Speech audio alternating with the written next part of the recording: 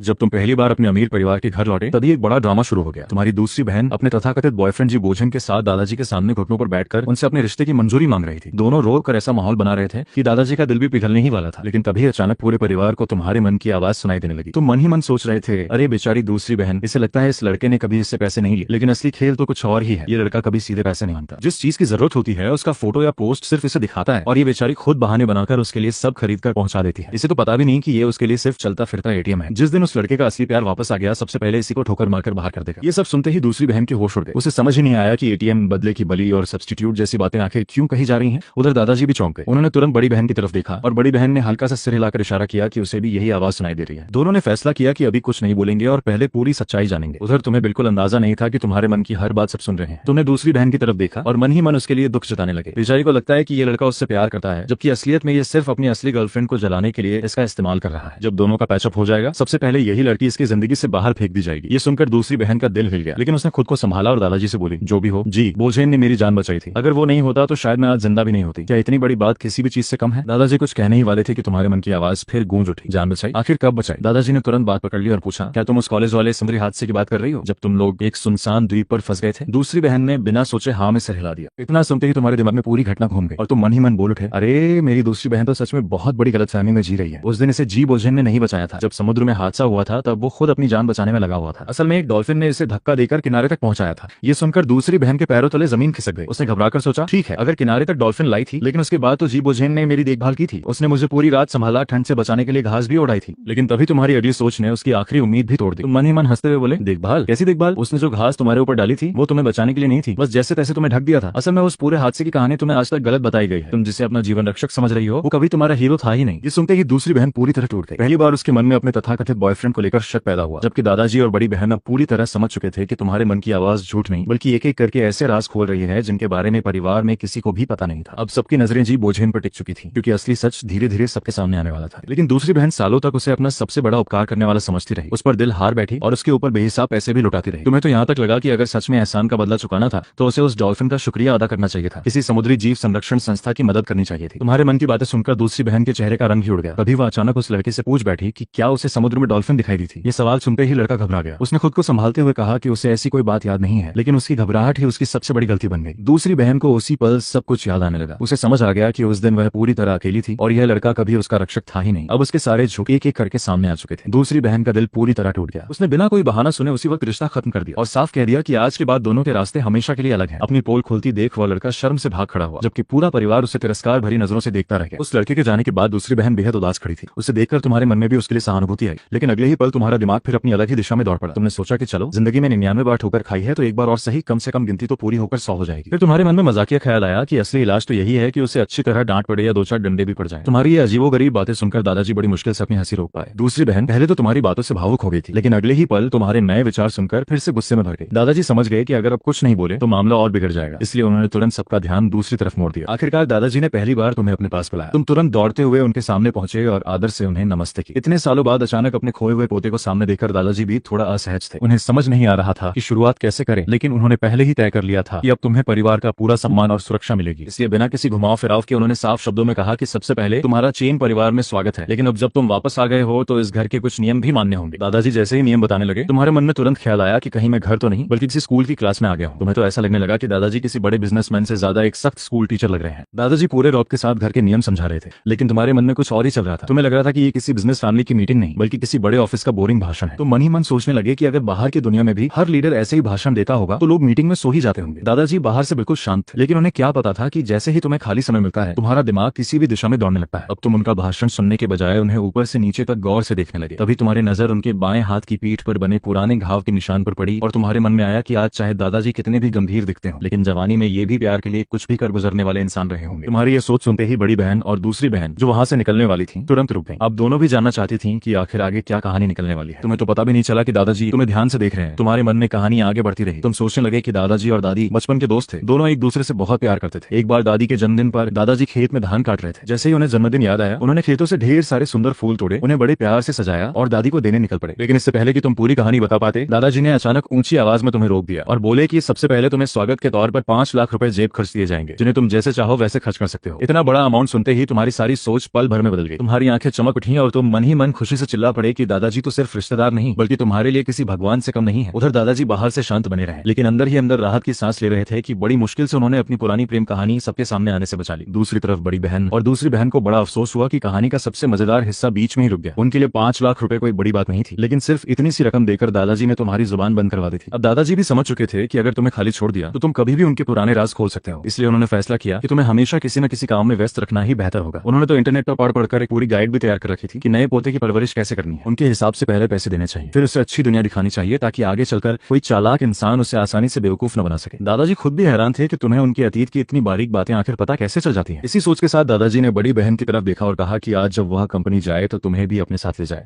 बड़ी बहन पहले से ही तुम्हें अपनी दुनिया दिखाना चाहती थी, इसलिए उसने बिना किसी हिचकिचाहट के हामी भर दी। उसने मुस्कुराकर पूछा कि तुम घर पर रुकना चाहोगे या उसके साथ कंपनी चलोगे। तुमने मन ही मन सोचा कि इस घर में तो तुम्हारी पूरी जिंदगी पहले से ही प्लान कर दी गई है, लेकिन 5 लाख रुपए मिलने के बाद तुम्हें किसी बात से शिकायत भी नहीं थी, इसलिए तुमने तुरंत हामी भर दी और खुशी खुशी बड़ी बहन के साथ चलने को तैयार हो गए। उधर दूसरी बहन को दादाजी के साथ रुककर अपनी गलती का हिसाब देना था। घर से निकलते वक्त बड़ी बहन ने यूं ही पूछा कि तुम बार बार दादाजी के हाथ को क्यों देख रहे थे। तुमने मासूमियत से जवाब दिया कि कोई खास बात नहीं, बस उनके हाथ पर बना पुराना घाव देखकर तुम्हें उसके पीछे की कहानी जानने की बड़ी उत्सुकता हो रही थी। तुम्हें अचानक दादाजी के हाथ पर बने उस पुराने निशान की कहानी याद आ गई। तुम मन ही मन सोचने लगे कि उस दिन दादाजी दादी को फूल देकर रोमांटिक अंदाज में अपने प्यार का इजहार करने वाले थे, लेकिन जैसे ही दोनों गले मिलने वाले थे दादाजी का पैर अचानक मुर्गी की बीट पर फिसल गया। बेचारे सीधे पहाड़ी से लुढ़कते हुए गायों के बाड़े में जा गिरे। गिरते समय उनका हाथ भी बुरी तरह छिल गया और रोमांस की जगह पूरा सीन कॉमेडी बन गया। तुम्हारी ये बात सुनते ही बड़ी बहन अपनी हंसी बिल्कुल नहीं रोक पाई और जोर से हंस पड़ी। दादाजी का चेहरा शर्म से लाल हो गया। उन्होंने मन ही मन दोनों पोतियों से इस बेइज्जती का बदला लेने की कसम खा ली, लेकिन तुम्हारे ये उनके मन में कोई गुस्सा नहीं था, क्योंकि उनके हिसाब से 14 साल के एक मासूम बच्चे का क्या ही दोष हो सकता था। असली गुनहगार तो उनकी दोनों पोतियां थीं, जो खुलकर हंस रही थीं। उधर बड़ी बहन तुम्हें लेकर कंपनी की तरफ निकल पड़ी। रास्ते में तो माहौल थोड़ा शांत लगा, इसलिए तुमने बड़ी बहन से पूछा कि उनकी कंपनी कैसी है। बड़ी बहन ने बड़ी सादगी से जवाब दिया कि बस ठीक ठाक है, बहुत बड़ी नहीं है और कमाई भी बस ठीक ही है। साथ ही उन्होंने मजाक मजाक में कह दिया कि आगे चलकर तुम्हें भी उसी लेवल की कंपनी वाला जीवन साथी ढूंढना चाहिए। लेकिन जैसे ही गाड़ी कंपनी के सामने पहुंची, तुमने सिर उठाकर बिल्डिंग की ऊंचाई देखी तो गर्दन ही दर्द करने लगी। इतनी ऊंची इमारत थी कि उसकी छत तक दिखाई नहीं दे रही थी। तुम मन ही मन सोचने लगे कि अगर इसे छोटी कंपनी कहते हैं तो बड़ी बहन शायद चाहती ही नहीं कि तुम्हारी कभी शादी हो। बड़ी बहन ने तुम्हारी शक्ल देखकर हल्का सा मुस्कुराते हुए सिर पर प्यार से चपत लगाई और तुम्हें अंदर चलने को कहा। ऊपर पहुंचने पर पता चला कि पूरा एक फ्लोर सिर्फ बड़ी बहन के प्रेसिडेंट ऑफिस के लिए था। उन्होंने बताया कि उन्हें अभी वीडियो मीटिंग करनी है, इसलिए तुम तब तक आराम से घूमो या बैठो, बाद में वो खुद तुम्हें पूरी कंपनी दिखाएंगी। तुमने कुछ देर उनकी मीटिंग सुनी, लेकिन उसमें तुम्हारी जरा भी दिलचस्पी नहीं थी। फिर तुम्हारी नजर बड़ी बहन पर टिक गई। उन्हें काम करते देखकर तुम मन ही मन उनकी तारीफ करने लगे कि वो सच में बहुत खूबसूरत है। बड़ी बहन ने तुम्हारे मन की बात सुन ली और पहली बार किसी की सच्ची तारीफ सुनकर उनके चेहरे पर हल्की सी मुस्कान आ गई। लेकिन अगले ही पल तुम्हारे मन में एक नई चिंता आ गई। तुम सोचने लगे कि इतनी अच्छी और भरोसेमंद दिखने वाली बड़ी बहन को शायद पता ही नहीं कि उनका सबसे भरोसेमंद सचिव पहले से ही दूसरी कंपनी के लोगों से मिला हुआ है। उसने कई सालों से कंपनी के अकाउंट्स में गुपचुप गड़बड़ी की हुई है और अगर समय रहते सच सामने नहीं आया तो पूरी जिम्मेदारी बड़ी बहन पर आएगी। यहाँ तक कि उन पर आर्थिक अपराध का आरोप लगाकर जेल भी भेजा जा सकता है। तुम्हें समझ नहीं आ रहा था कि बिना शक पैदा किए उन्हें इस खतरे के बारे में कैसे बताया जाए। उधर बड़ी बहन ने तुम्हारी सारी सोच सुन ली और उनका चेहरा तुरंत गंभीर हो गया। उन्होंने बिना किसी को शक होने दिए वहीं बैठे बैठे आदेश दिया कि पिछले कई सालों के सारे वित्तीय रिकॉर्ड और अकाउंट्स तुरंत उनके पास भेजे जाए। वहां मौजूद फाइनेंस विभाग का मैनेजर भी हैरान रह गया कि अचानक इतने पुराने रिकॉर्ड क्यों मांगे जा रहे हैं, लेकिन उसने बिना सवाल किए आदेश मान लिया। तुम्हें कुछ समझ नहीं आया और तुम सोचने लगे कि क्या अभी उस फाइनेंस वाले की किसी हरकत से बड़ी बहन को शक हो गया। बड़ी बहन ने तय किया कि रिकॉर्ड आने में समय लगेगा, इसलिए तब तक वो तुम्हें कंपनी घुमाती है और साथ ही अपने तीनों सचिवों पर भी नजर डालती है ताकि पता चल सके कि असली गद्दार कौन है। दोनों लिफ्ट की तरफ बढ़े ही थे कि सामने से एक युवा लड़का फाइलें लेकर आता दिखाई दिया। उसने नीले रंग का सूट पहन रखा था और चेहरा ऐसा लग रहा था जैसे अभी अभी कॉलेज से निकलकर नौकरी में आया हो। बड़ी बहन ने बताया कि उसका नाम झोली है और वह उनका निजी सचिव है। फिर उन्होंने मुस्कुराकर उसका परिचय तुमसे कराया और कहा कि ये मेरा छोटा भाई चेन फान है। दूसरी तरफ बड़ी बहन के मन में एक और सवाल उठ चुका था, क्या कहीं यही लड़का इस पूरे षड्यंत्र से जुड़ा हुआ तो नहीं। बड़ी बहन ने मुस्कुराकर तुम्हारा परिचय अपने सचिव से कराया। ये है झोली, मेरे पर्सनल सेक्रेटरी, और ये मेरा छोटा भाई चेन फान। झोली ने बड़े सम्मान से तुम्हें नमस्ते किया और बोला, नमस्ते छोटे मालिक। तुमने भी हंसते हुए जवाब दिया, लेकिन जैसे ही तुमने उसका नाम सुना तुम्हारे दिमाग में जैसे हजारों बातें एक साथ घूमने लगी। तुम मन ही मन सोचने लगे कि यही तो वो झोली है जो आने वाले समय में बड़ी बहन का सबसे वफादार साथी बनने वाला है। वही इंसान जो बड़ी बहन के जेल से बाहर आने के बाद भी उनका साथ नहीं छोड़ेगा, उनके साथ मिलकर दुश्मनों से बदला लेने तक लड़ता रहेगा। लेकिन अभी उसे देखकर तो बिल्कुल भी ऐसा नहीं लग रहा था। इस समय तो वो एक सीधा सादा भोला भाला लड़का लग रहा था। बड़ी बहन चुपचाप तुम्हारी सारी बातें सुन रही थी और पहली बार उन्हें एहसास हुआ कि अगर सच में भविष्य में ऐसा हुआ तो उनकी जिंदगी कितनी दर्दनाक होने वाली है। तुम्हारी सोच यही नहीं रुकी। तुम आगे मन ही मन बोलने लगे कि अफसोस, झोली का अंत भी बहुत दुखद होगा। बड़ी बहन जेल में रहने की वजह से गंभीर बीमारी का शिकार हो जाएंगी और बदला पूरा करने से पहले ही उनकी मौत हो जाएगी। उसके बाद झोली, जिसके इस दुनिया में अपना कोई नहीं होगा, अकेले ही दुश्मनों से बदला लेने निकलेगा। आखिर में अपनी जान की परवाह किए बिना सीधे दुश्मनों को गाड़ी से कुचल देगा और खुद भी उनके साथ मर जाएगा। तुम्हारे दिमाग में तो झोली की पूरी कहानी किसी महान योद्धा जैसी चल रही थी। तो मन ही मन उसकी तुलना ऐसे वफादार इंसान से करने लगे जिसने आखिरी सांस तक अपने मालिक का साथ नहीं छोड़ा। बड़ी बहन उसकी तरफ देखने लगी। उनकी आंखों में पहली बार उसके लिए पहले से भी ज्यादा सम्मान और अपनापन दिखाई देने लगा। उन्होंने मन ही मन फैसला कर लिया कि अगर तुम्हारी बातें सच निकली तो वह इस इंसान को कभी निराश नहीं होने देंगे। इसके बाद बड़ी बहन ने झोली से कहा कि आज वह तुम्हें पूरी कंपनी घुमाने वाले हैं और वह भी साथ चले। जोली ये सुनकर हैरान भी हुआ और खुश भी, क्योंकि आमतौर पर यह काम किसी और सचिव को मिलता था। फिर तीनों कंपनी के अलग अलग विभागों में गए। सबसे पहले लीगल डिपार्टमेंट दिखाया गया, जहां बड़ी बहन ने बताया कि असली प्रोफेशनल्स कैसे काम करते हैं। उसके बाद फैशन और कपड़ों वाले विभाग में ले गई, जहां कंपनी के सबसे बेहतरीन डिजाइनर और मॉडल्स दिखाए गए। हर विभाग का सबसे टैलेंटेड और सबसे शानदार कर्मचारी तुम्हारे सामने लाया गया। पूरा दिन ऐसे बीत रहा था जैसे कोई कंपनी का दौरा नहीं, बल्कि किसी राजा के लिए सबसे योग्य लोगों का चुनाव चल रहा हो। तुम मन ही मन हंसते हुए सोचने लगे कि ऐसा लग रहा है जैसे तुम्हारे लिए दुल्हन नहीं, बल्कि पूरी कंपनी में से लोग चुने जा रहे हो। शाम होते होते सब लोग वापस प्रेसिडेंट ऑफिस पहुंचे। तभी एक बेहद मासूम और शांत दिखने वाली महिला मुस्कुराते हुए अंदर आई। उसके हाथ में एक फाइल थी। उसने बड़ी बहन से कहा कि जिनशुयुआन प्रोजेक्ट की बोली वाले सारे दस्तावेज तैयार हो चुके हैं, बस आपकी एक साइन बाकी है। बड़ी बहन बिना शक किए फाइल लेने लगी, लेकिन जैसे ही तुम्हारी नजर उस फाइल पर पड़ी, तुम्हारे मन में जोर से आवाज गूंज उठी, रुकिए बड़ी बहन, इस टेंडर में बहुत बड़ा जाल बिछा हुआ है। अगर आपने इस पर साइन कर दिए तो बहुत बड़ी मुसीबत खड़ी हो जाएगी। तुम तो अभी हाथ बढ़ाकर उन्हें रोकने ही वाले थे, लेकिन उससे पहले ही बड़ी बहन ने तुम्हारी पूरी बात सुन ली। अगले ही पल उन्होंने बिना एक सेकंड गंवाए हुए पूरी फाइल उठाई और सीधे खिड़की के बाहर फेंक दी। इतना ही नहीं, वो तुरंत जाकर अपने हाथ भी धोने लगी। ऑफिस में मौजूद सभी लोग उनकी इस हरकत को देखकर पूरी तरह हैरान रह गए, जबकि तुम भी चुपचाप अपना हाथ वापस खींचकर उन्हें अवाक होकर देखने लगे। बड़ी बहन वॉशरूम से वापस आई तो बिल्कुल शांत दिख रही थी। उन्होंने आराम से टिश्यू से हाथ पोंछते हुए कहा, अभी उस फाइल पर एक कीड़ा दिख गया था, इसलिए डर के मारे मैंने उसे फेंक दिया। ये सुनकर शू सेक्रेटरी ने राहत की सांस ली और मुस्कुराते हुए बोला, कोई बात नहीं, मैं अभी नई कॉपी प्रिंट करवा देता हूँ। जो फाइल बाहर फेंकी गई है उसे भी मंगवा लेते हैं। लेकिन साथ ही उसने बड़ी चालाकी से याद दिलाया कि जिनशुयुआन प्रोजेक्ट पर आज ही साइन करना बहुत जरूरी है। तभी तुम्हारे मन में फिर आवाज गूंजने लगी, नाटक मत कर, तू तो दोहरा चेहरा रखने वाला गद्दार है। यही प्रोजेक्ट आगे जाकर पूरी तरह डूब जाएगा, जमीन भी विवादों में फंसेगी और कंपनी पर चारों तरफ से हमला होगा। उसी मौके का फायदा उठाकर तू नकली अकाउंट्स बाहर निकालेगा और सारी गलती बड़ी बहन के सिर मर देगा। बड़ी बहन तुझ पर भरोसा करती है और तू उन्हें ही बर्बाद करने की तैयारी कर रहा है। तुम्हारे मन की बात सुनते ही बड़ी बहन के चेहरे का रंग बदल गया। उन्होंने कभी सपने में भी नहीं सोचा था कि जिस इंसान पर उन्होंने सबसे ज्यादा भरोसा किया वही सबसे बड़ा धोखेबाज निकलेगा। तुम मन ही मन आगे सोचते रहे कि यही जिनशुयुआन प्रोजेक्ट चीन परिवार की बर्बादी की शुरुआत बनने वाला था। बड़ी बहन के दिल में गुस्से के साथ साथ धोखा खाने का दर्द भी भर गया। तभी तुम्हारे मन में एक और राज खुला। तुम सोचने लगे कि शू सेक्रेटरी असल में गरीब परिवार की लड़की नहीं है, वह तो शू ग्रुप के मालिक की नाजायज बेटी है। अपने पिता की दौलत और ताकत हथियाने के लिए उसने बहुत पहले से ही बड़ी बहन के करीब आना शुरू कर दिया था। स्कूल के दिनों से दोस्ती की, उनकी मदद ली, फिर नौकरी भी चेन ग्रुप में पा ली, लेकिन असली मकसद हमेशा कुछ और ही था। इतना ही नहीं, तुम्हारे दिमाग में एक और का खुलासा हुआ। तुमने सोचा कि यही शू सेक्रेटरी उस जी बोझेन की असली प्रेमिका है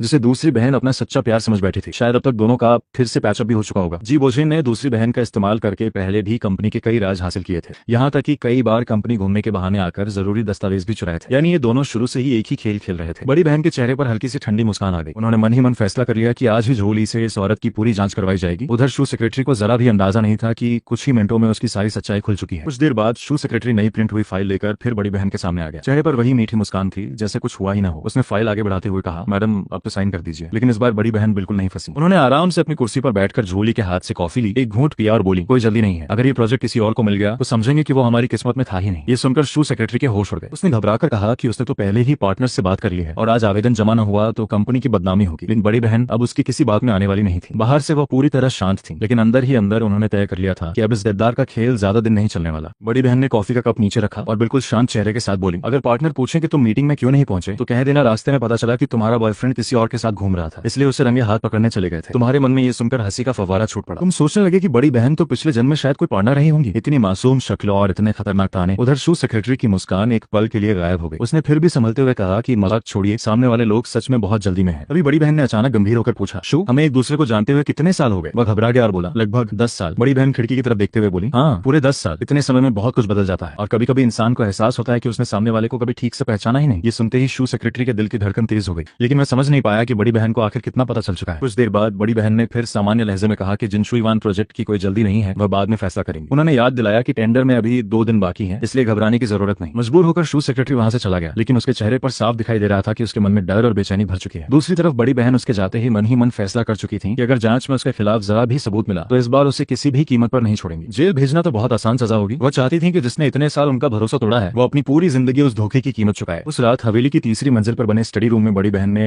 दादाजी को पूरे दिन की घटना विस्तार से बता दी। उधर कंपनी के अकाउंट्स की तुरंत जांच शुरू कर दी गई थी और शुरुआती रिपोर्ट में ही पिछले साल के हिसाब किताब में पूरे 1 करोड़ युआन की गड़बड़ी निकल आई। इतना ही नहीं, शख्स सीधे फाइनेंस डिपार्टमेंट के डिप्टी मैनेजर तक पहुंच गया। ये सुनकर दादाजी का चेहरा सख्त हो गया। उन्हें यकीन ही नहीं हो रहा था कि उनकी सबसे भरोसेमंद टीम में ही गद्दार छिपा बैठा है। लेकिन अगले ही पल उन्होंने राहत की सांस ली। अगर आज अचानक उन्होंने तुम्हें बड़ी बहन के साथ कंपनी भेजने का फैसला न किया होता तो शायद पूरा चीन परिवार बहुत बड़ी मुसीबत में फंस जाता। दोनों अभी तुम्हारी तारीफ ही करने वाले थे कि तभी अचानक तुम्हारे मन की जोरदार आवाज उनके कानों में गूंज उठी। तुम अपने कमरे में बैठकर आधा होमवर्क करके पूरी तरह परेशान हो चुके थे। मन ही मन चिल्ला रहे थे, हे भगवान, ये पढ़ाई और ये ज्ञान सब मेरे दिमाग से बाहर निकाल दो। मैं अब मेहनत नहीं करना चाहता, कल स्कूल ही नहीं जाऊंगा, कोई अमीर आंटी ढूंढकर उन्हीं के भरोसे जिंदगी काट लूंगा। तुम्हारी ये बातें सुनकर दादाजी ने माथा पकड़ लिया और सोचने लगे कि आखिर इस लड़के के दिमाग में पूरे दिन चलता क्या रहता है। रात को तुमने बाकी का होमवर्क अगले दिन स्कूल में करने का फैसला किया, कंबल ओढ़ा और आराम से सो गए। अगली सुबह अंधेरा रहते ही तुम्हें स्कूल जाना पड़ा। चेहरे पर ऐसा भाव था जैसे दुनिया की सारी मुसीबतें तुम ही पर आ गई हो। तुम बिना मन के नाश्ता कर रहे थे कि दादाजी ने तुम्हारे हाथ में दूध का गिलास थमाते हुए कहा, बस शिकायतें मत करो और आराम से स्कूल जाओ। तुम्हारी बड़ी बहन भी उसी स्कूल में है, इसलिए कोई शरारत मत करना। दादाजी तुम्हें नाश्ता करते हुए समझा रहे थे, तुम्हारी 5वीं बहन भी इसी स्कूल में पढ़ती है। उसका नाम चेन जियांग है और वह हाई स्कूल के 2nd ईयर क्लास 3 में है। अगर कोई परेशानी हो तो सीधे उसके पास चले जाना। लेकिन तुम तो पूरी तरह अपने ही ख्यालों में खोए हुए थे। तुम्हारे चेहरे से साफ लग रहा था कि एक भी बात कान में नहीं जा रही। दादाजी मन ही मन झुंझला गए। उन्हें अभी भी तुम्हारे अधूरे मन की बात याद आ रही थी। वे सोच रहे थे, अरे बदमाश, आधी बात बोलकर चुप हो गया, कम से कम बाकी की कहानी तो बता देता। लेकिन तभी ड्राइवर अंदर आ गया और बोला, छोटे मालिक जल्दी चलिए, अब नहीं निकले तो स्कूल के लिए देर हो जाएगी। तुम तुरंत उठे। हाँ मैं आ रहा हूँ।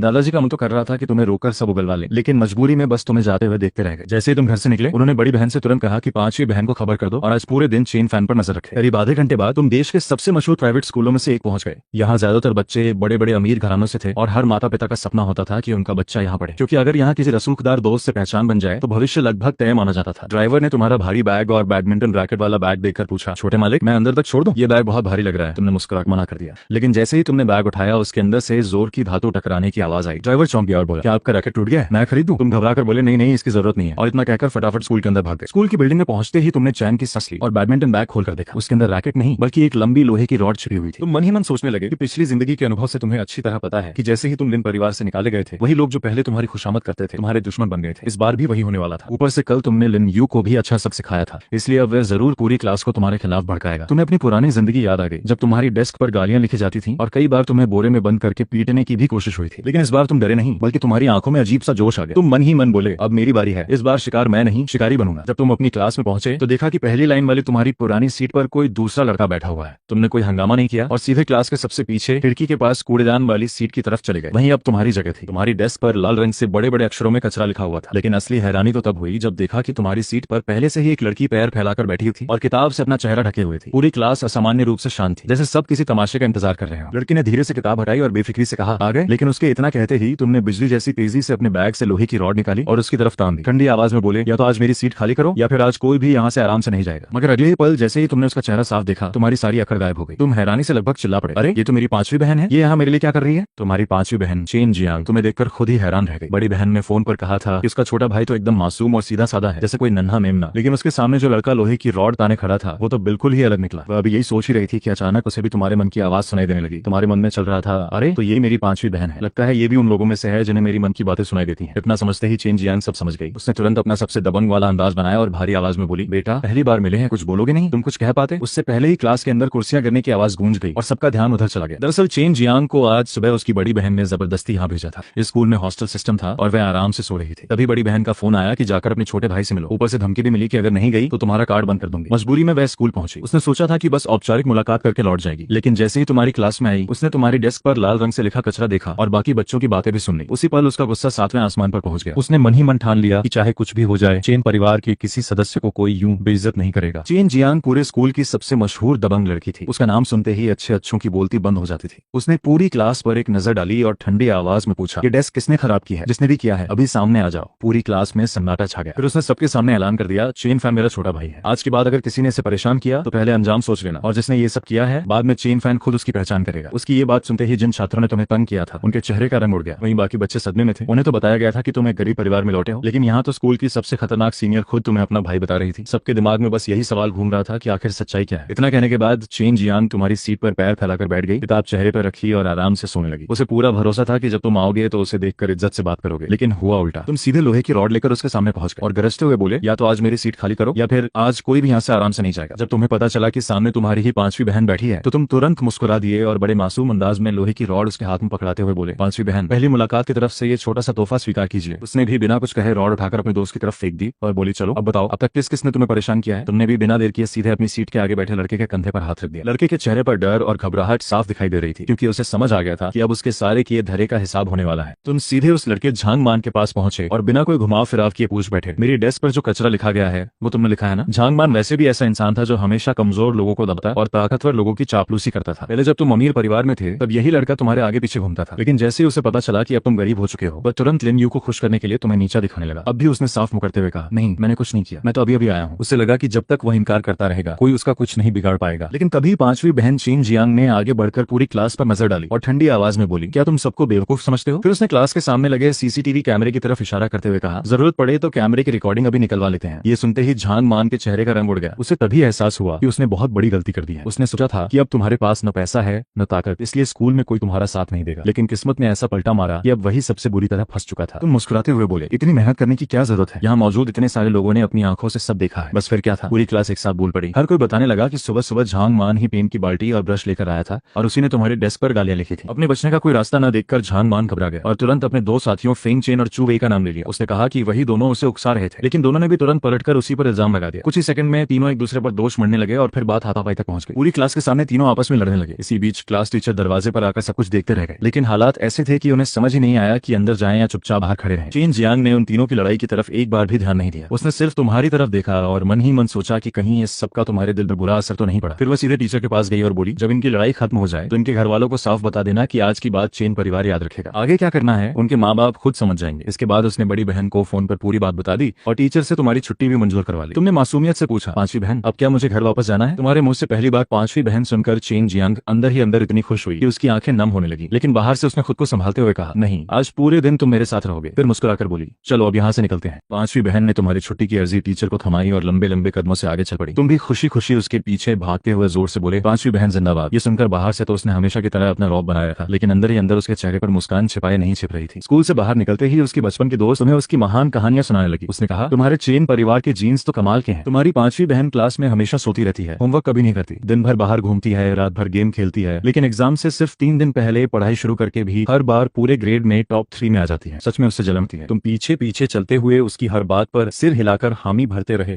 आगे चल रही पांचवी बहन ये सब सुनकर अंदर ही अंदर घबरा गई। उसे समझ नहीं आ रहा था कि आखिर तुम्हें उसकी जिंदगी की इतनी गुप्त बातें कैसे पता है। इतने में उसकी दोस्त फिर बोलने लगी, सिर्फ पढ़ाई ही नहीं, स्पोर्ट्स में भी इसका कोई जवाब नहीं, हर बार फुल मार्क्स लाती है और इसकी स्टेमिना तो कमाल की है। एक बार स्कूल वाले ताइशान पर्वत पर ट्रेकिंग के लिए गए थे। हम लोग तो टिकट काउंटर तक पहुंचकर ही थक गए थे, लेकिन ये अकेली पहाड़ की चोटी तक चढ़ गई थी। अगले दिन भी ऐसे स्कूल आ गई जैसे कुछ हुआ ही ना हो। तुम मन ही मन हंस पड़े और सोचा, काश इन्हें पता होता कि इतनी मेहनत के बाद पांचवी बहन घर पहुंचकर दर्द से कराती रहती है। पूरा शरीर जवाब दे देता है, बस मुंह ही ऐसा है जो कभी हार नहीं मानता। उधर पांचवी बहन चुपचाप मोबाइल चला रही थी और पसीना पसीना हो रही थी। उसने बड़ी बहन को मैसेज करके सब बताया। बड़ी बहन ने जवाब दिया कि सिर्फ वही नहीं बल्कि पूरा परिवार अब तुम्हारे मन की आवाज सुन सकता है। साथ ही उसने सख्त हिदायत दी कि इस राज को किसी से मत कहना और चैट भी तुरंत डिलीट कर देना। पांचवी बहन को ये बात अब भी किसी सपने जैसी लग रही थी। उसने बड़ी बहन की चैट का स्क्रीनशॉट लेकर दादाजी को भेजा ताकि उनकी शिकायत कर सके, लेकिन दादाजी ने भी वही जवाब दिया, तुम्हारी बड़ी बहन बिल्कुल सही कह रही है, अपने छोटे भाई का अच्छे से ख्याल रखना, उससे प्यार से पेश आना और उसके सामने अपना डरावना रूप मत दिखाना। ये पढ़कर पांचवी बहन ने बिना कुछ बोले मोबाइल बंद कर दिया। उसे यकीन ही नहीं हो रहा था कि बड़ी बहन और दादाजी दोनों तुम्हारे मामले में इतने नरम पड़ गए हैं। तभी सामने से किसी ने सीटी बजाई और आवाज लगाई, अरे ये तो जियांग दीदी हैं, आज रात की प्रतियोगिता के लिए पूरी तैयारी कर ली ना? ये सुनते ही तुम और पांचवी बहन दोनों की नजर एक साथ उस तरफ घूम गई और कहानी में एक नया मोड़ आने वाला था।